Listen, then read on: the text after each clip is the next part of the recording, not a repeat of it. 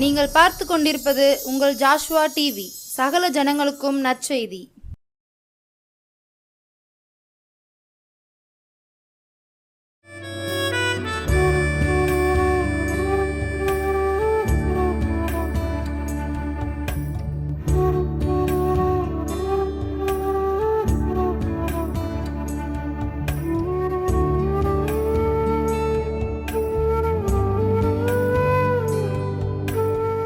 கிறிஸ்துவுக்குள் பிரியமானவர்களே, உங்கள் அனைவருக்கும் இயேசுவின் நாமத்தினால உங்களுக்கு நன்றி சொல்லுகிறேன்.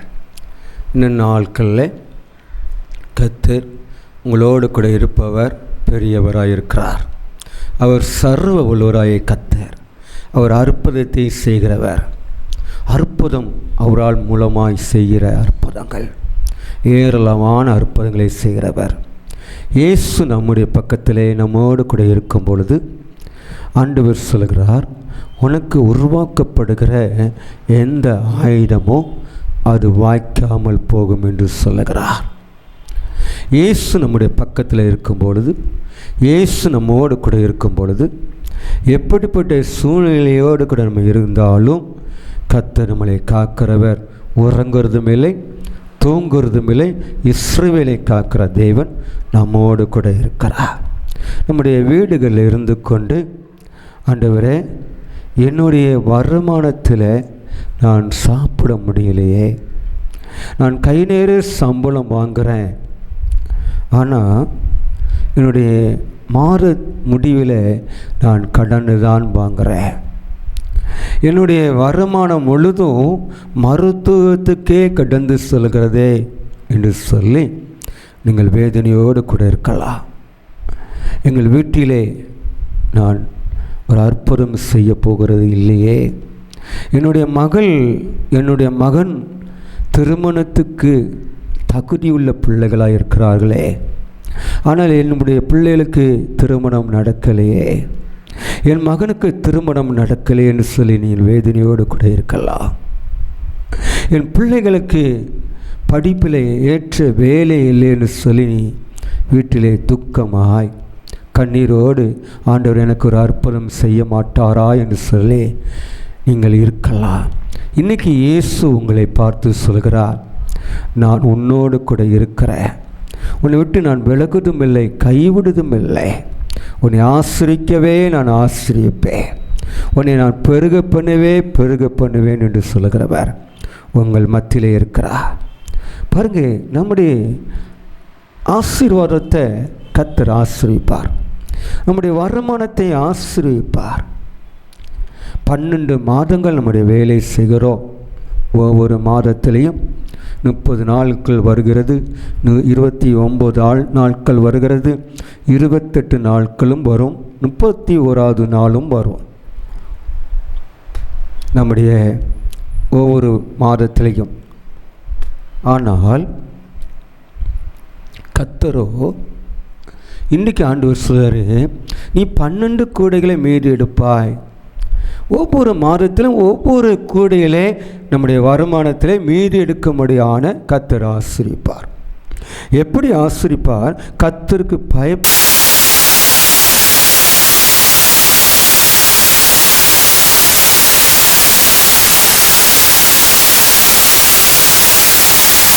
சொல்கிறார். அப்போ நம்முடைய கையின் பிராசத்தை சாப்பிட வேண்டுமானால், நம்முடைய கையினுடைய வருமானத்தை ஆசிரிக்க வேண்டுமானால் என்ன செய்யணும்? மற்றவர்களுக்கு உதவி செய்கிறவர்களாக காணப்படணும். ஆமென். நம்முடைய வீட்டிலே நம்முடைய 3 பேர் இருக்கலாம், இல்லை 4 பேர் இருக்கலாம். இந்த 4 பேருக்கு மேலே 5வது ஒருவராக ஒருத்தர் சாப்பிட்றதுக்கு ஒரு ஆகாரம் கூடுதலாக இருக்கும் பொழுது யாராவது ஒருவரை கூப்பிட்டு அந்த ஆகாரத்தை என்ன செய்யலாம்? கொடுக்கணும். நம்முடைய வீட்டிலே ஒரு விசேஷமான நாள் வரும் பொழுது ஒரு பிறந்த நாள் வரலாம், நம்முடைய பிள்ளைகளுக்கு பிறந்த நாட்கள் வரலாம், நம்முடைய பிள்ளைகளுக்கு திருமண நாட்கள் வரலாம். பெற்றோர்களாக இருக்கிற நீங்களும் நானும் அபிஷேகம் பெற்ற ஞானஸ்தானம் பெற்ற நாட்களில் நம்ம அதை நம்முடைய கொண்டாடி பொழுது ஏழைகளுக்கு நம்ம கொடுக்கிறவர்களாக காணப்படணும். ஏழை ஜனங்களுக்கு நம்ம கொடுக்கணும். ஆகாரம் இல்லாதவர்களுக்கு நம்ம கொடுக்கணும். பாருங்கள், நாங்கள் ஒவ்வொரு மாதத்துலேயும் அவன் கஷ்டப்பட்டவங்களுக்கு அல்ல, இந்த ரோட்டில் இருக்கிறவங்க, வீதி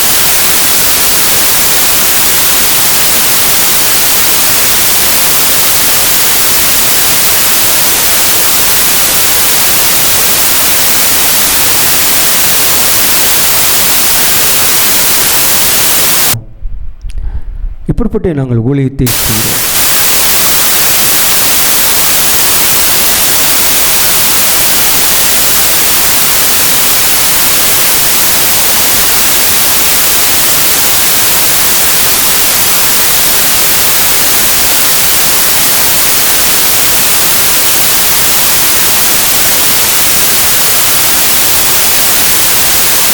கொண்டிருக்கிறார். 3 நாட்கள் அந்த பிரசங்கம் நடக்கிறது. 3வது நாள் அந்த சீசர்கள் எல்லாம் கூப்பிடுகிறார்.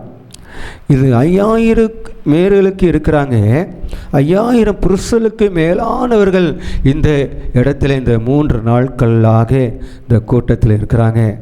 அவங்க கடந்து செல்லும் பொழுது பசியாக அனுப்பக்கூடாது என்று சொல்லி சீசரிடத்தில் சொன்னார். ஆமே, நீங்கள் போய் இவர்களுக்கு அப்பத்தையும் மீனையும் வாங்கிட்டு வாங்க என்று சொல்லி.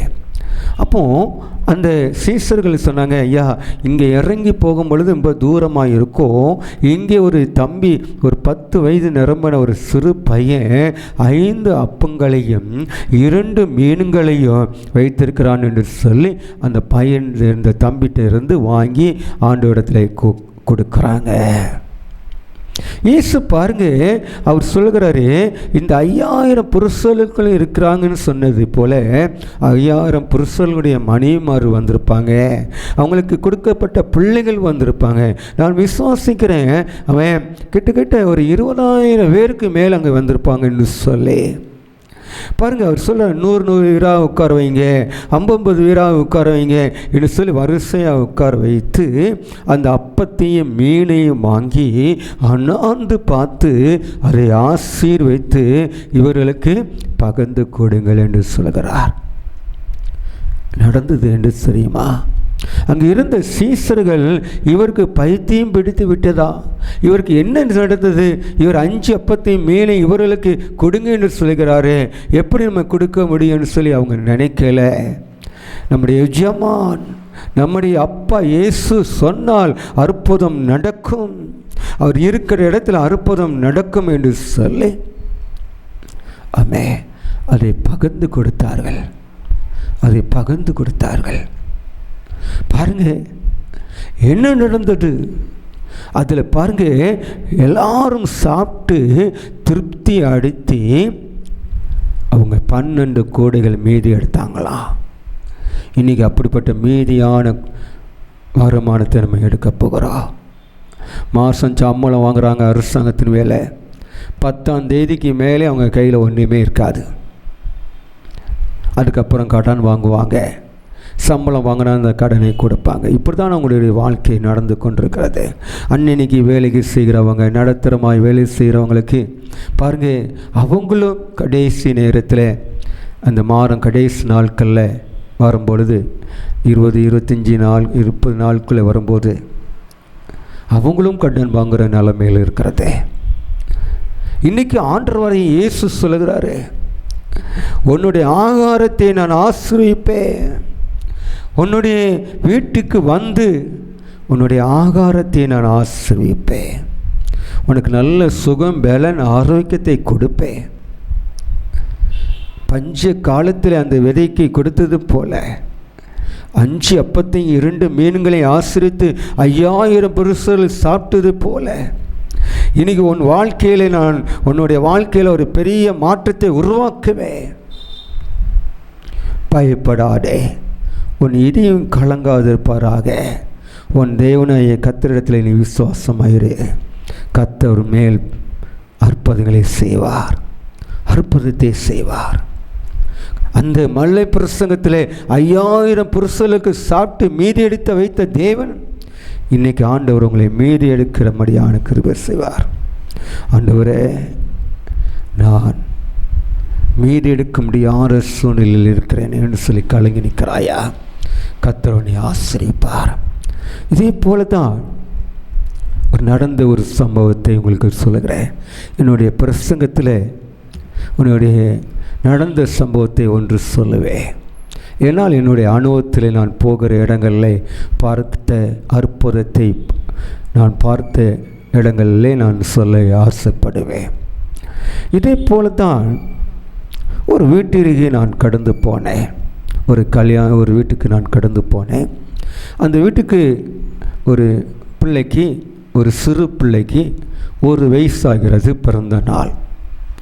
அவங்க ஒரு சொந்த பந்தங்களுக்குள்ள, உறவினர்களுக்குள்ள, ஒரு குறிப்பிட்ட ஜனங்களுக்குள்ளே அவங்க குறிப்பிட்டவர்களுக்கு சொல்லியிருக்கிறாங்க. அதில் கடையில், ஹோட்டல் கடையில், ஒரு பெரிய ஹோட்டலில் அவங்க ஆர்டர் கொடுத்துருக்குறாங்க 50 சாப்பாடுன்னு சொல்லி. அங்கே வந்து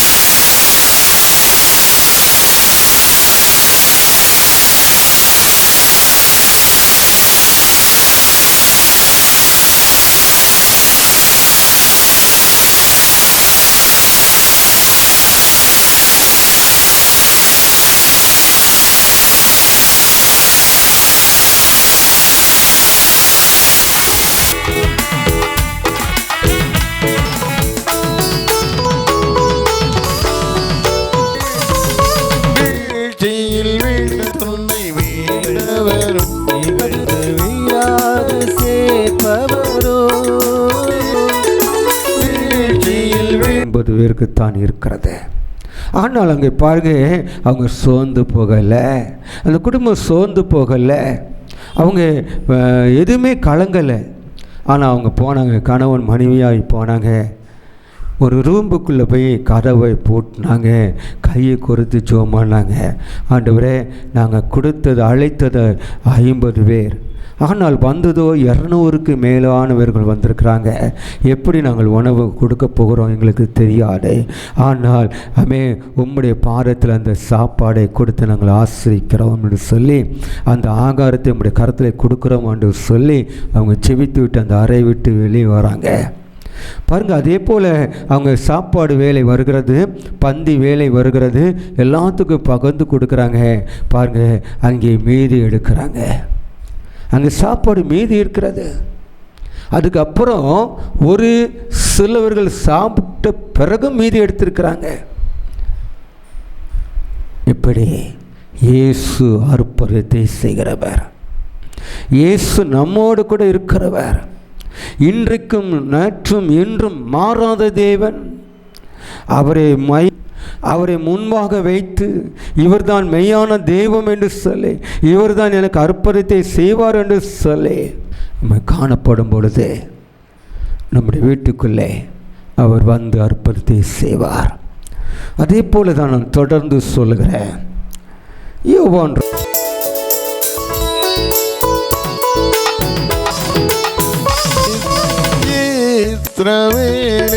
வாகுபடி என்பதை நான் அழைக்கவில்லையோ, வாகுபடி என்பதை நான் அழைக்கவில்லையோ. கல்யாண வீட்டுக்கு அழைப்பு. ஆனால் அந்த கல்யாண வீட்டுக்கு முதல் நாளே இயேசுனுடைய தாய் அங்கே இருக்கிறாள். பாருங்க, இயேசு அற்புதத்தை செய்கிற தெய்வன். அவர்கள் அழைத்தார்கள். இயேசுவை அழைத்ததுனால அங்கே ஒரு அற்புதம் நடந்தது. இயேசு அந்த வீட்டுக்குள்ளே கடந்து போகும் பொழுது ஒரு அற்புதம். இன்றைக்கி நம்முடைய கிராமங்களில், நம்முடைய பட்டணங்களில் எப்படின்னா, சாம்பார் வைப்போம், பொரியல், ரசம், மோர், இந்த மாதிரி வைப்போம். சிலவங்க மட்டன் பிரியாணி, சிக்கன் பிரியாணிலாம் வைப்பாங்க. இப்படி கல்யாண வீடுகளில் இருக்கும்.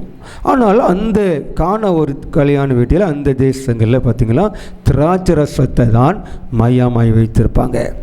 திராட்சை ரசத்தை அந்த கல்யாண வீட்டில் திராட்சை ரசம் இல்லைன்னா அந்த கல்யாண வீட்டை அற்பமாய் நினைப்பாங்க, அந்த வீட்டை அற்பமாய் நினைப்பாங்க. அந்த திராட்சை ரசம் தான் அங்கே ஒரு பேர் வாங்கின ஒரு ஃபேமஸான ஒரு திராட்சை ரசமாய் அந்த கல்யாண வீட்டை செய்வாங்க.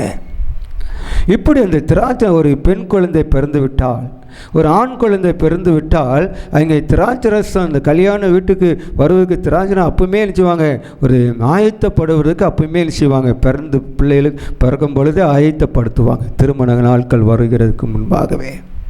இப்படிப்பட்ட காலங்கள் வர்றகும் பொழுது அங்கே பாருங்க, திராட்சரசம் குறைவாக இருக்கிறது, திராட்சரசம் குறைவாக இருக்கிறது.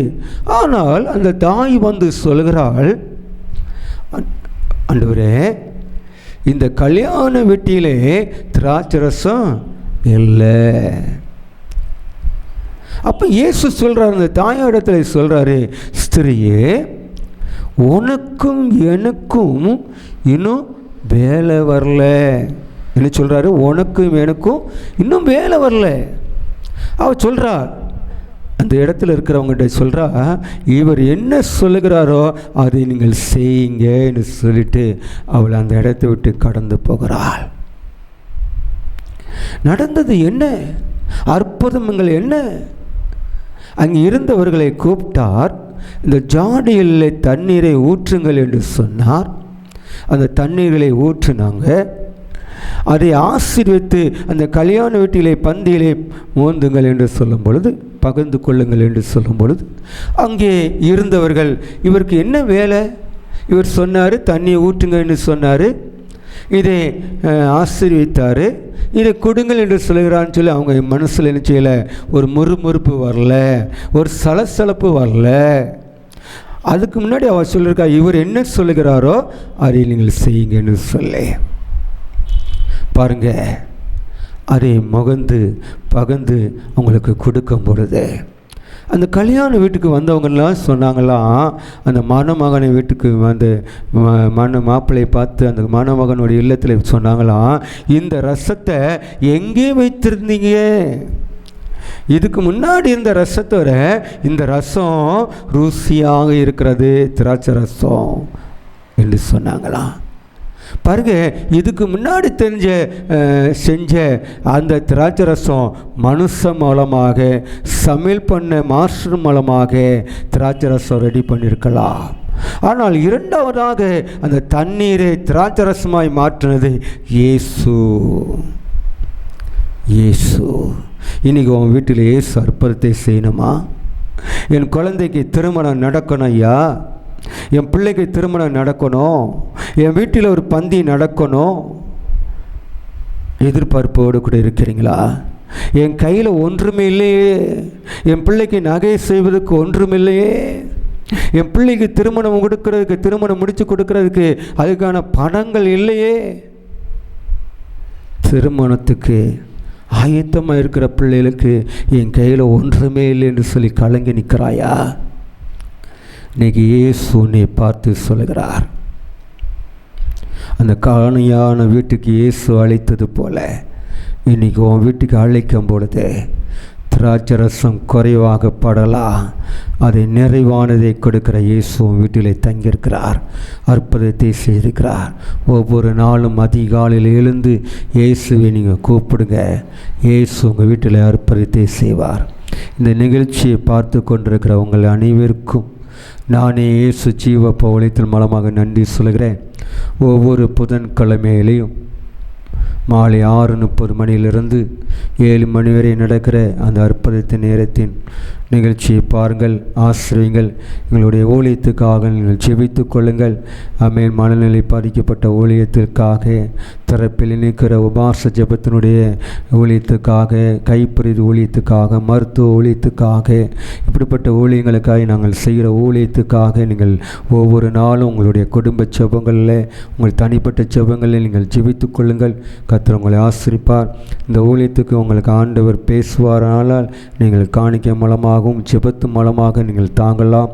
கர்த்தர் உங்களை ஆசீர்வதிப்பாராக. ஒரு விசை கண்களை மூடி, நன்றி ராஜா இயேசுவே, உமக்கு ஸ்தோத்திரிக்கிறேன், நன்றி சொல்லுகிறேன்.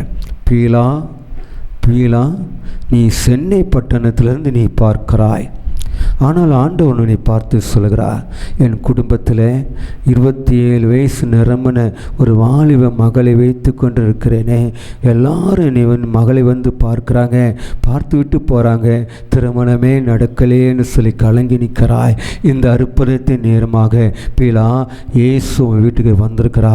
உன் வீட்டில் வந்து பீலா உன் மகளுக்கு ஒரு நல்ல திருமணத்தை ஆண்டவர் நடத்தி கொடுக்கிறார். இந்த நாட்களில் நீ பார்த்து கொண்டிருக்கிற வேலையிலே கர்த்தர் உன் வீட்டிலே அற்புதத்தை செய்கிறார். அதுக்காக ஸ்தோத்திரம். பார்த்து கொண்டிருக்கிற உங்கள் அனைவருக்கும் நானே இயேசு ஜீவப்ப ஒளித்தின் மூலமாக நன்றி சொல்கிறேன். பிதா, குமாரன், பரிசுத்த ஆவியானுடைய கரத்திலே கொடுத்து செபிக்கிறேன். ஜீவனுள்ள நல்ல பிதாவே, ஆமென், ஆமென், ஆமென்.